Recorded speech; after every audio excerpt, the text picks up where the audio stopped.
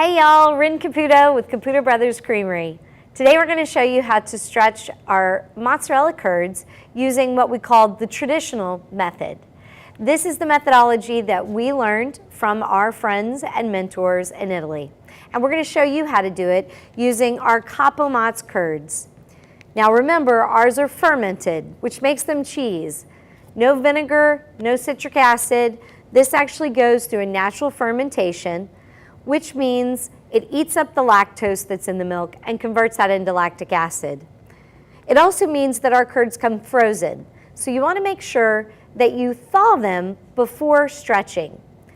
The general rule is about 15 minutes in cold water per pound.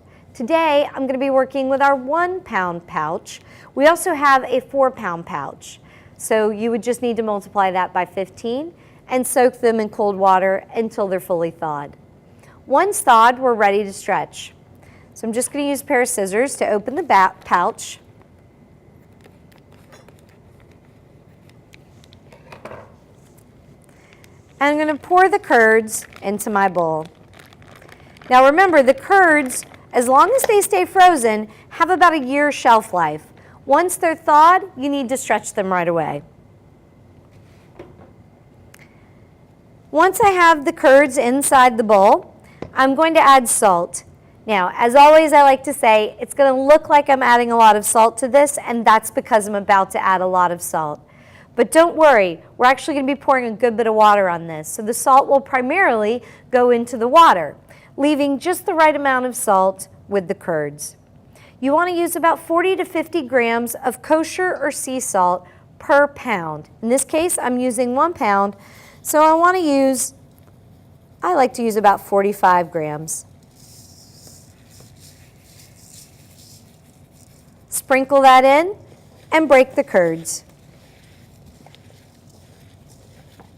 Adding the salt first will incorporate the salt, but sometimes I like to just toss gently. There we go. Once we've got the curds broken up and properly salted, now it's time to add water. Now you can use a pot of water on the stovetop or a kettle, but 190 degrees is what we're looking for. We've got these great kettles that allow us to program it directly to 190. So I'm going to pour that right over the curds, just enough to cover the curds. And start my stirring. We want to stir vigorously for about 20 seconds. This is going to warm up the curds, but you'll notice there's not too much stretching going on yet.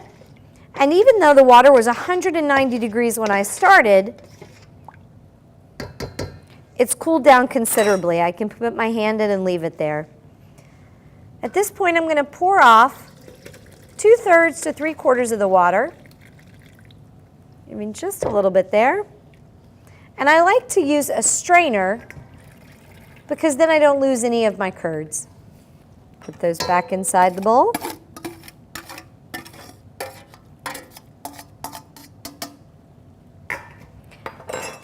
And immediately add more hot water.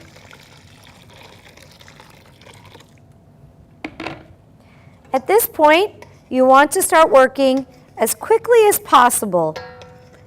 And I like to use a motion of going to the center of my bowl and just sweeping the curds back and forth from the left to the right. All right, we're ready. And just like that, our curds are starting to stretch. You'll see they go from being lumpy and bumpy in consistency to smooth and shiny very quickly.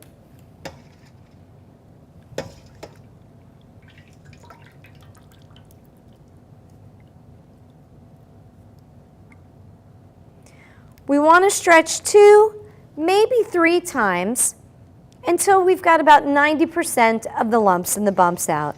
But you want to make sure that you're working very, very quickly because we don't want the curds to get too hot. I'm going to give this one more stretch. All right. Looks like we're in good shape. Now, I should caution you, this water at this point is very hot. So I like to keep a cold water bowl near me to cool my hands off. Working with gloves is also another way of keeping your hands a little cooler. Another little trick, once you have the curds fully stretched, is to again pour off the bulk of the water. You want to make sure you leave a little bit in the bottom to keep the curds warm. You can then start to shape the mozzarella. For those of you looking to just do caprese, you can go into what we call the baguette shape and put that right into the bowl of cold water. That'll cool it down and allow you to slice it, perfect for tomato season. But if you're looking to shape into the balls of mozzarella, you simply take one end, you gently roll that under, make a mass, rest that mass between thumb and first finger, make a C for caputo, push it into that C, and let go. Squeeze it to the tightest fist you can until you feel the cheese start to break. Both fingers right underneath. Make sure you seal that up along the bottom and put that right into your bowl of cold water.